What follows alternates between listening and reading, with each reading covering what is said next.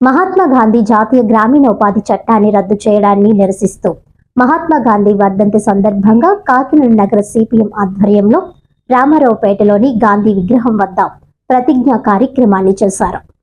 ఈ కార్యక్రమానికి తొలుత గాంధీ విగ్రహానికి సిపిఎం పార్టీ కాకినాడ జిల్లా కమిటీ సభ్యులు దువ్వా శేషబాబ్జీ, కమిడి సత్య శ్రీనివాసులు పూలమాలలు వేశారు. నగర సిపిఎం పార్టీ కన్వీనర్ పలివిల వీరబాబు ప్రతిజ్ఞను చదివి అందరి చేత చేయించారు. ఈ సందర్భంగా వారు మాట్లాడుతూ 2005 సంవత్సరంలో మహాత్మా గాంధీ జాతీయ గ్రామీణ ఉపాధి చట్టాన్ని వామపక్ష ఒత్తిడితో కాంగ్రెస్ ప్రభుత్వం తీసుకువచ్చిందని, దానిని నేడు కేంద్రంలో ఉన్న బీజేపీ ప్రభుత్వం రద్దు చేయాలని చూస్తుందని అన్నారు. ఇప్పటికే గాంధీ పేరు మీద ఉన్న ఈ చట్టాన్ని మార్పు చేసి జీ రామ్జీ అనే పేరును పెట్టడం చాలా దారుణమని అన్నారు. మహాత్మా గాంధీ మత సామరస్యం కోసం ఎంతో కృషి చేశారని, దేశ స్వాతంత్రంలో కీలక పాత్ర పోషించారని, అటువంటి వ్యక్తి పేరును తొలగించడం అంటే చాలా దుర్మార్గమైన చర్య అని అన్నారు. మహాత్మా గాంధీని హత్య చేసిన గాడ్సే పేరును ఈ రోజు ఈ చట్టానికి తీసుకురావడానికి చూస్తున్నారని అన్నారు. ఆనాడు మహాత్మా గాంధీని హత్య చేసిన ఆర్ఎస్ఎస్ కార్యకర్తను గాడ్సేను ఈ రోజు బీజేపీ ప్రభుత్వం గొప్ప వ్యక్తిగా ముందుకు తీసుకువస్తున్నారని అన్నారు. మహాత్మా గాంధీ ఆశయాల కోసం ప్రతి ఒక్కరూ పనిచేయాలని అన్నారు. నేడు దేశంలో గాడ్సే వారసులు రాజ్యమేలుతున్నారని, స్వాతంత్ర పోరాటంలో ఏ పాత్ర లేనటువంటి వ్యక్తులు పరిపాలనలో ప్రజలు ఉన్నారని తెలియజేశారు. మహాత్మా గాంధీ జాతీయ గ్రామీణ ఉపాధి హామీ చట్టాన్ని రక్షించుకోవడం కోసం అందరూ ఐక్యంగా ఉద్యమించాలని కోరారు. పట్టణ ప్రాంతాల్లో కూడా ఉపాధి పనుల కోసం చట్టం చేసి ప్రజలకు పనులు చెప్పాలని డిమాండ్ చేశారు. ఈ కార్యక్రమంలో సిపిఎం కాకినాడ నగర కన్వీనర్ పలివెల వీరబాబు, నగర కమిటీ సభ్యులు మలక వెంకటరమణ, నాగభక్తుల సూర్యనారాయణ, మేడిశెట్టి వెంకటరమణ, కె వీరబాబు, చంద్రమల పద్మ, హరినాథ్, సత్యనారాయణ రెడ్డి, ప్రసాద్, సంజయ్ తదితరులు పాల్గొన్నారు.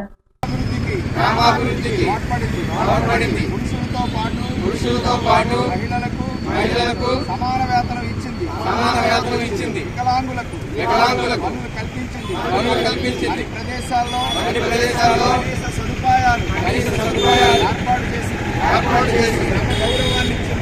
గౌరవాన్ని ఇచ్చింది. వ్యవసాయ అభివృద్ధికి గ్రామాభివృద్ధికి తోడ్పడింది ఈ చట్టం. పేదలకు పని హక్కును కాలరాసిన కేంద్ర ప్రభుత్వం తన నిర్ణయాన్ని వెనక్కి తీసుకోవాలని కోరుతున్నాను. ఈ చట్టం నుండి జాతిపిత మహాత్మా గాంధీ పేరును తొలగించడాన్ని వ్యతిరేకిస్తున్నాను. మహాత్మా గాంధీ జాతీయ గ్రామీణ ఉపాధి హామీ చట్టం పరిరక్షణకు ఉద్యమిస్తానని గాంధీ వర్ధంతి సందర్భంగా జనవరి 30న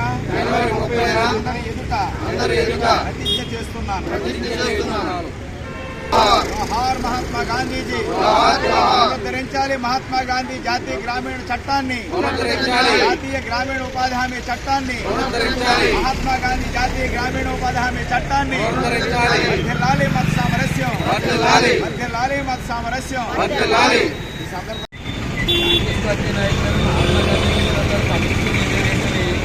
వచ్చేవాళ్ళు పోయేవాళ్ళు యాక్సిడెంట్ పడుతూ ఉంటారు. మహాత్మా గాంధీ కాంగ్రెస్ పార్టీలో ఏనాడు సభ్యుడు కూడా కాదు. ఆ రోజుల్లో 25 వయసులు సభ్యులు ఏనాడు కావాల పెట్టట్టు కట్టలేదు. ఏనాడు దానికి ఎన్నుకోబడిన నాయకుడిగా లేడు. కానీ ఇవాళ ఆయనే నాయకుడు. బాలగంగాధర తిలక్ అనంతరము ఆయనే లీడర్గా ఉన్నాడు. ఆయన దేశ స్వాతంత్రం కోసం పోరాడాడు. పోరాడే సందర్భంలో భారత జాతీయులందరినీ, భారత ప్రజలందరినీ ఒక తాటిపీటకి తీసుకురావడం కోసం చెప్పి విశ్వ ప్రయత్నాలు చేశాడు. అందులోంచే అనేక రకాలైన నినాదాలు ఇచ్చాడు ఆయన. హిందువులు, ముస్లింలు ఇరువురు మధ్యన ఐక్యత కోసం చెప్పి తీవ్రంగా కృషి చేశాడు ఆయన. గాంధీ ఒక అసాధారణమైన మేధావి. ఆయన ఎంత గొప్ప మేధావి అంటే ఆయనకి 2 పర్సనల్ సెక్రటరీస్ ఉండేవారు. ఆ 2 పర్సనల్ సెక్రటరీస్ కూడా సుప్రీంకోర్టులో ఆగారు. సుప్రీంకోర్టులో ఆగిరంటేనే ఒక అసాధారణమైన మేధావి. అలాంటి 2 అసాధారణ మేధావులకి ఆయన నాయకుడిగా ఉన్నారు. ఇంకెంత గొప్ప లీడరో ఆలోచించారు. అలాంటి గొప్ప వ్యక్తి మహాత్మా గాంధీ. ఆయన హిందువులకి, ముస్లింకి మధ్య ఐక్యత కోసం నిరంతరము తప్పించాడు. అలాంటి మహాత్మా గాంధీని నాథురామ్ గాడ్సే 1948 జనవరి 30వ తేదీ ఈవినింగ్ ప్రార్థన చేసుకునేటువంటి సమయంలో ఈవినింగ్ 5 o'clock ఆయన కాల్చి చంపాడు. ఇది అత్యంత దురదృష్టకరమైనది.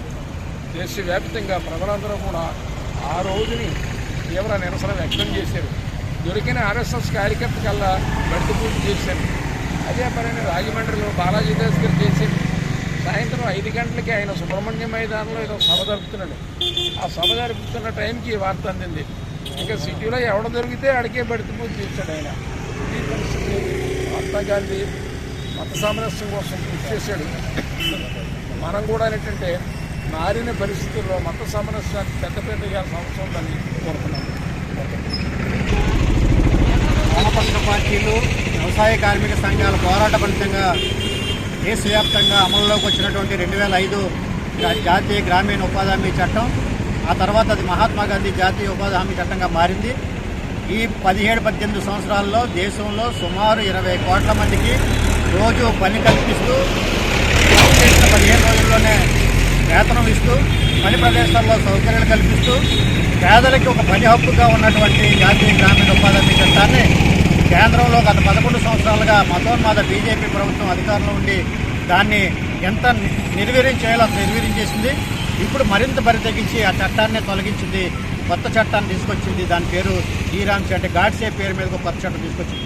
ఈ దేశానికి స్వతంత్ర పోరాటం తనువులు చాలించినటువంటి మహాత్మా గాంధీ పేరుతో ఉన్నటువంటి ఉపాధి హామీ చట్టాన్ని తొలగించడమే కాకుండా ఆ చట్టంలో ఉన్నటువంటి పని హక్కును కూడా తొలగించింది. అది ఎందుకు పనికిరాని చట్టంగా ఉంది. ఈ కొత్త చట్టాన్ని దేశంలో ఉన్నటువంటి వామపక్ష పార్టీలు, రైతు సంఘాలు, కార్మిక సంఘాలు, వ్యవసాయ కార్మిక సంఘాలు తీవ్రంగా వ్యతిరేకిస్తున్నాయి. పాత చట్టాన్ని పునరుద్ధరించాలని, కొత్త చట్టాన్ని రద్దు చేయాలని చెప్పి కోరుతున్నాయి. రేపు జరగబోయే పార్లమెంట్ సమావేశాల్లో కూడా ఇదే ఎజెండాగా ఈ పార్టీలు, సంఘాలు కూడా ఉద్యమాన్ని తీవ్రతరం చేస్తున్నాయి. ఈరోజు మహాత్మా గాంధీ వర్ధంతి సందర్భంగా దేశవ్యాప్తంగా రైతు సంఘాలు, కార్మిక సంఘాలు, వామపక్ష పార్టీలు ప్రతిజ్ఞ చేస్తున్నాయి. ఈ కొత్త చట్టాన్ని రద్దు చేయాలని, పాత చట్టాన్ని పునరుద్ధరించాలని, లేకపోతే ఒక దేశవ్యాప్త ఉద్యమాన్ని తీవ్రతరం చేస్తామని చెప్పి సందర్భంగా కేంద్రంలో బీజేపీ ప్రభుత్వానికి హెచ్చరిక చేస్తున్నారు.